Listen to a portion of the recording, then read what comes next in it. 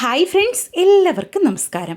ഇത് நம்ம சேனல் ஆரம்பிச்சதுக்கு அப்புறமா வர ஃபஸ்ட்டு ஓணம் தான். ஓணம் கேரளாவில் ரொம்ப பிரதானமான ஒரு திருவிழா. அதில் செய்கிற பாரம்பரிய சத்யா சமையல் ரெசிபிகளை தான் இந்த சீரீஸில் உங்களுக்காக நான் ஷேர் பண்ண போகிறேன். தமிழ்நாட்டில் ஓணம் எல்லாரும் கொண்டாடுற திருநாள் இல்லைனாலும் இந்த கேரளா ஸ்பெஷல் ரெசிபிகள் உங்களுக்கும் பிடிக்குமெന്ന് நினைக்கிறேன். எப்போதும் போல இந்த சீரீஸுக்கும் உங்களோட அன்பும் ஆதரவும் கொடுப்பீங்கன்னு நான் நம்பிக்கிறேன். ஓணம் சத்யா ஸ்பெஷல் சீரீஸில் ஃபஸ்ட்டு நம்ம பார்க்க போகிறது களியடைக்காய் எப்படி செய்யலாம்னு தான். ஓணம் சദ്യയിലെ ஒரு இம்பார்ட்டண்ட்டான ஒன்று தான் களியடைக்காய். நல்ல டேஸ்டியும் அதே மாதிரி கிறிஸ்பியுமான இது தயார் பண்ணுறதுக்கு ரொம்ப ஈஸி தான். எப்படி செய்யலாம்னு பார்க்கலாமா? வாங்க வீடியோக்குள்ளே போகலாங்க. களியுடைக்காய் செய்கிறதுக்காக பாருங்கள், 2 கப்பு வறுத்த பச்சரிசி மாவு நான் எடுத்து வச்சுருக்கிறேன். நல்ல நைஸாய மாவு தான் எடுக்கணும். இதில் உருண்டை ஒன்றும் இருக்கக்கூடாது. நம்ம ஒரு சீவ் பண்ணி எடுத்துக்கோங்க. கொஞ்சம் கூட தறி இருக்கக்கூடாது. நல்ல நைஸாய மாவில் தான் களியுடைக்காய் செய்யணும். இப்போ ஒரு பெரிய பாத்திரத்திலேக்கு 2 கப்பு அரிசி மாவு நான் அதிலேக்கு சேர்த்தியிருக்கு. இதிலேக்கு ஃபஸ்ட்டு நமக்கு தேவையான உப்பு சேர்க்கலாம். உப்பு சேர்த்தி ஒன்று மிக்ஸ் பண்ணியதுக்கப்புறமா நமக்கு இதிலேக்கு 1 டேபிள் ஸ்பூன் நெய் சேர்க்கலாம். நெய் இல்லைன்னா இதிலேக்கு 1 டேபிள் ஸ்பூன் பட்டர் சேர்க்கலாம். இது சேர்க்கிறது எதுக்காகன்னு கேட்டால், இது நம்ம ஃப்ரை பண்ணி எடுக்கும்போது வெடித்து போயிடும். அது அந்த மாதிரி வராமல் இருக்கிறதுக்காக தான் நம்ம ஒன்றுச்சா நெய் சேர்க்கணும், இல்லைன்னா நம்ம பட்டர் சேர்க்கணும். 1 டேபிள் ஸ்பூன் போதும். இனி நமக்கு 8 சின்ன வெங்காயம் இதே மாதிரி க்ளீன் பண்ணி எடுக்கலாம். அதுக்கப்புறமா 1 கப்பு துருவன தேங்காயும் எடுக்கலாம். இது மிக்சியோட ஜார்லேக்கு மாற்றலாம். அதுக்கப்புறமா இதிலேக்கு 1.5 டீஸ்பூன் சீரகம் சேர்க்கலாம். சீரகവും தேங்காயும் சின்ன வெங்காயம் சேர்த்து லைட்டாக நமக்கு அரைச்செடுக்கணும். ஃபைனாக அரைச்செடுக்க தேவையில்லை, ஆனால் ஓரளவுக்கு நல்லா அரையணும். ஆனால் ரொம்ப ஃபைனாக அரைய தேவையில்லை. பாருங்கள், இதே மாதிரி அரைச்சி எடுத்துருந்தா போதும். இது நம்ம மாவிலேக்கு சேர்க்கலாம். இப்போ உப்பு நான் சேர்த்தியிருக்கு, அதே மாதிரி பட்டர் சேர்த்தியிருக்கு. அது 1 டேபிள் ஸ்பூன் தான். கூட நம்ம இப்போ அரைச்செடுத்த தேங்காயும் சின்ன வெங்காயமும் அதே மாதிரி சீரகവും சேர்த்தியிருக்கு. இது போட்டு நமக்கு கை வச்சு ஃபஸ்ட்டு நல்லா மிக்ஸ் பண்ணி எடுக்கலாம். நம்ம புட்டு மாவுக்கு ரெடி பண்ணுற மாதிரி நல்லா மிக்ஸ் பண்ணி எடுத்துக்கோங்க. பட்டர் எல்லா மாவிலும் நல்லா கரெக்டாக பிடிக்கணும். அதே மாதிரி நல்லா பிசைஞ்சு எடுத்துக்கோங்க. பாருங்கள், இதே மாதிரி உருண்டை பிடிச்சா இப்படியே தான் இருக்கணும். இப்படி செய்யுங்க. அதுக்கப்புறமா நமக்கு இதிலேக்கு நல்லா கொதிச்சு வந்தால் தண்ணி இதிலேக்கு சேர்த்து நல்லா மிக்ஸ் பண்ணி எடுக்கலாம்.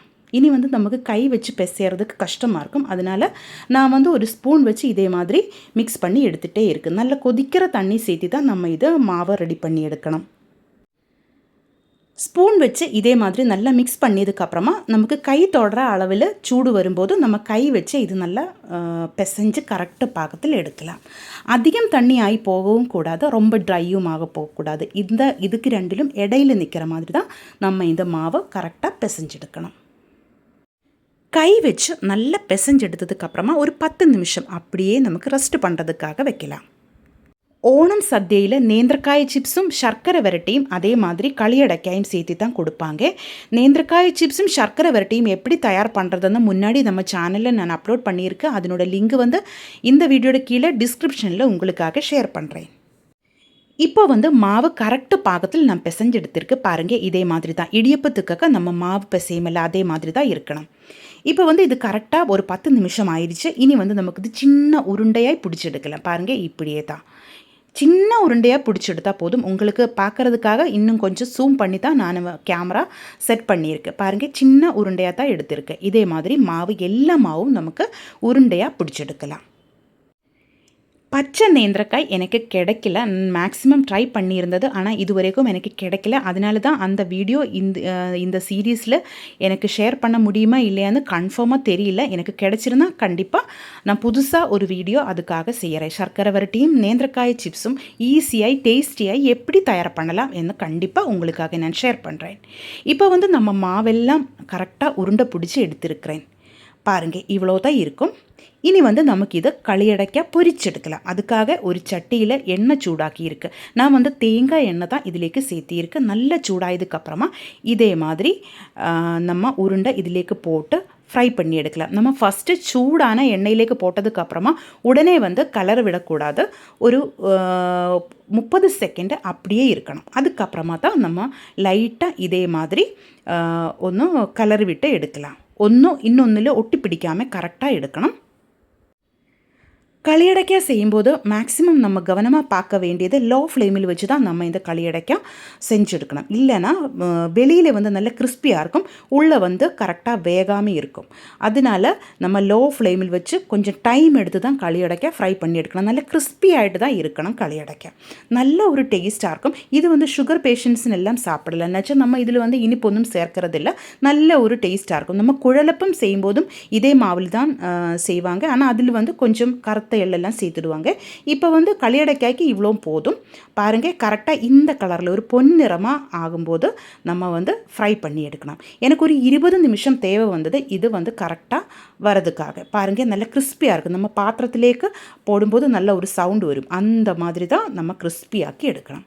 லோ ஃப்ளேமில் வச்சு தான் இது எடுக்கணும். இந்த மாதிரி எல்லா உருண்டையும் நமக்கு எண்ணெயில் போட்டு பொன்னிறமாக வறுத்து எடுக்கலாம். டைம் எடுத்து தான் செய்யணும். அப்போ தான் இது வந்து நல்ல ஒரு டேஸ்டாகிட்டு கிடைக்கும், நல்ல கிறிஸ்பியாகிட்டு கிடைக்கும். ஓணம் சദ്യயில் மட்டுமல்ல, இதே மாதிரி நமக்கு டைம் கிடைக்கும்போது அரிசி மாவு வச்சு இப்படி களியடைக்காய் செஞ்சு வச்சுருந்தா ரொம்ப நாள் இது கெட்டு போகாமல் அப்படியே இருக்கும். ஆனால் எப்போவுமே நான் சொன்ன மாதிரி லோ ஃப்ளேமில் வச்சு நம்ம இது கரெக்டு கிறிஸ்பி ஆகிட்டு தான் வறுத்தெடுக்கணும். அப்படி செஞ்சுருந்தா இது வந்து கெட்டு போகாமல் அப்படியே இருக்கும். அதே மாதிரி ஒரு ஏர்டைட் கண்டெய்னரில் தான் போட்டு இது ஸ்டோர் பண்ணி வைக்கணும். வெளியில் வச்சுருந்தா போதும், கெட்டு போகாமல் அப்படியே இருக்கும். டீ டைமில் டீயோட கூடக்கு நமக்கு சாப்பிடலாம். ஈவினிங் ஸ்நாக் ஆகிட்டக்கு சாப்பிடலாம். அதே மாதிரி நம்ம பசங்களுக்கு ஸ்கூலுக்கு இடையில லஞ்ச் பிரேக்கினக்க சாப்பிட்றதுக்காக இது கொடுத்து விடலாம். சும்மா ஸ்நாக் ஆகிட்டக்க கொடுத்து விடுறதுக்கு நல்லாயிருக்கும். இப்போ வந்து இப்படி எல்லா மாவும் நான் நல்லா கரெக்டாக பொன்னிறமாக வறுத்தெடுத்துருச்சு. இந்த கலரில் தான் களியடைக்காய் இருக்கணும். நல்லா கிறிஸ்பி ஆகிட்டு இருக்கும். இதுவரைக்கும் நம்ம சேனலில் வாரத்துக்கு 3 வீடியோ தான் நம்ம அப்லோட் பண்ணியிருந்தது. இனிமேல் ஓணம் பண்டிகை வந்ததுனால டெய்லி 12 மணிக்கு, மத்தியானம் 12 மணிக்கு நம்ம வீடியோஸ் எல்லாம் அப்லோட் பண்ணிகிட்டே இருக்கும். கேரளாவில் பாரம்பரிய சத்யா ஸ்பெஷல் ரெசிபிகளை தான் உங்களுக்காக நான் ஷேர் பண்ணுறேன். எல்லாமே பாருங்கள். அதே மாதிரி வீட்டில் ட்ரை பண்ணி பாருங்கள். சாப்பிட்டதுக்கப்புறமா உங்களோட ஃபீட்பேக்கும் கமெண்டில் எழுதி போடுங்க. நீங்களெல்லாம் எனக்கு ரொம்ப சப்போர்ட் கொடுத்துட்டே இருக்காங்க. ரொம்ப நன்றிங்க. எனக்கு வந்து நம்ம 1 வருஷம் ஆகலை, நம்ம சேனல் ஆரம்பித்ததுக்கு 1 வருஷம் ஆகலை. அதுக்குள்ளே நமக்கு சப்ஸ்கிரைபர்ஸும் அதே மாதிரி நிறைய வியூவர்ஸும் எல்லாம் எனக்கு கொடுத்தாங்க. எனக்கு ரொம்ப சந்தோஷம்தான். நான் சொல்கிற தமிழில் இருக்க நிறைய தப்பு எல்லாமே இருக்கும்னு எனக்கு தெரியும். நீங்களெல்லாம் அதை இன்னும் கவனிக்காமல் எனக்கு நல்ல சப்போர்ட் கொடுத்துட்டே இருக்காங்க. ரொம்ப சந்தோஷம்தான். இனிமேலும் உங்களோட சப்போர்ட்டை எனக்கு கொடுங்க. இந்த வீடியோ பிடிச்சிருந்தா கண்டிப்பாக நம்ம சேனலை சப்ஸ்கிரைப் பண்ணுங்கள். அதே மாதிரி வீடியோ லைக் பண்ணுங்கள், ஷேர் பண்ணுங்கள். உங்களுடைய ஃபீட்பேக்கை கமெண்டில் எழுதி போடுங்க.